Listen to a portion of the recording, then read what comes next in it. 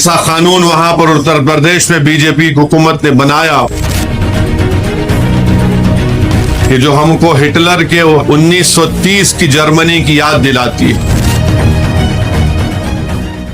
ہم کو یہ بات ذہن نشین کرنی چاہیے کہ تلنگانہ میں بی جے پی کے 8 اراکین پارلیمان کی کامیابی ہوئی ہے، اس لیے بہت ضروری ہے کہ ہم ان فرقہ پرست طاقتوں کو، ان کے بڑھتے ہوئے قدموں کو روکیں گے اور ہم اپنی ریاست کو جو یہاں پر بھائی چارگی اور محبت ہے اور ہم اس کو مضبوط کریں گے، کیونکہ ہم یہ دیکھتے ہیں کہ جہاں کہیں بھی بی جے پی کی حکومت ہے وہاں پر ہم کو یہ دیکھنے میں آتا ہے کہ مثال کے طور پر اتر پردیش میں بی جے پی کی حکومت نے ایک ایسا قانون نکالا کہ چاہے کوئی ٹھیلا بنڈی کے اوپر آم بیچ رہا ہو، یا کوئی بنڈی کے اوپر چائے اور سموسے بیچ رہا ہو، یا پھر اگر کوئی ہوٹل کا مالک ہو یا ڈھابے کا مالک ہو، یا پھر اس ہوٹل میں اگر کوئی مسلم ملازم کام کرتے ہیں، تو اتر پردیش کی حکومت نے یہ فیصلہ لیا کہ بنڈی والے کو آم بیچنا ہے اپنا نام لکھنا پڑے گا، چائے اور سموسا بیچتے ہیں تو اپنا نام لکھنا پڑے گا، بتانا پڑے گا، ہوٹل کا اگر مالک ہے یا اگر ہوٹل کا نام کچھ اور ہے تو اس کو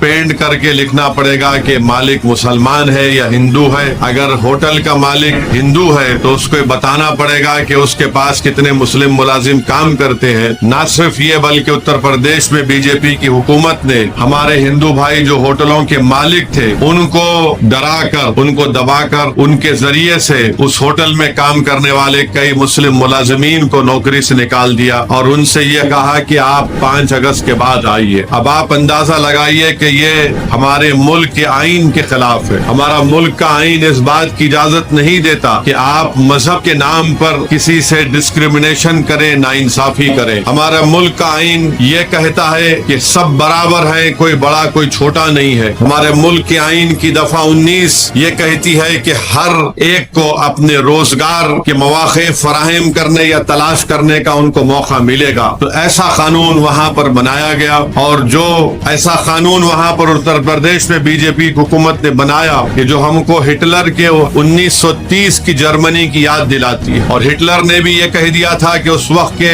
جرمنی میں موجود یہودیوں سے کہ آپ کو اپنے دائیں ہاتھ کے اوپر ایک سٹار آف ڈیوڈ یعنی نشان ہوگا، اس کو آپ کو ہاتھ پر پٹا باندھنا پڑے گا۔ پھر اس کے بعد ہٹلر نے کہا کہ یہودیوں سے کوئی سامان نہیں خریدے گا، ان کا بائیکاٹ ہوگا۔ تو یہ جو فیصلہ اتر پردیش کی یوگی حکومت نے لیا وہ ہٹلر کے اس فیصلے کی یاد کو تازہ کرتا ہے، اور ہمارے بھارت کی آئین کی دفعہ 17 یہ کہتی ہے کہ کوئی بھی کسی بھی قسم سے انٹچبلٹی کو اس کو فروغ نہیں دے گا۔ تو الحمدللہ سپریم کورٹ نے اس فیصلے پر روک لگائی، اور پھر دوبارہ بھی سپریم کورٹ کے پاس جب جمعے کے دن اب یہ مسئلہ آیا تو سپریم کورٹ نے کہا کہ وہ اسٹے برقرار رہے گا۔